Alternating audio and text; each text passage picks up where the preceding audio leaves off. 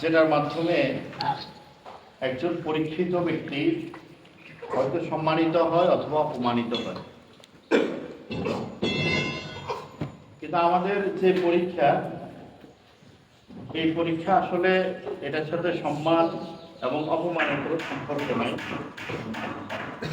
এটার সাথে সম্পর্ক হলো আমাদের যোগ্যতার সম্পর্ক। যে পরিমাণ চেষ্টা করবে তার যোগ্যতা ওই পরিমাণ থাকবে।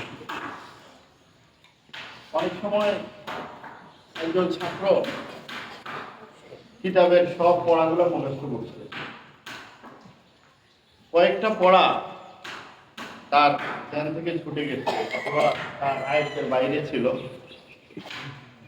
তো পরীক্ষার মধ্যে ওই পড়াগুলোই তার প্রশ্ন লেখা আছে, সে ভালো করে লিখতে পারবে, কিন্তু মোটামুটি সে পুরো কিতাব আয়ত্তে আনছে।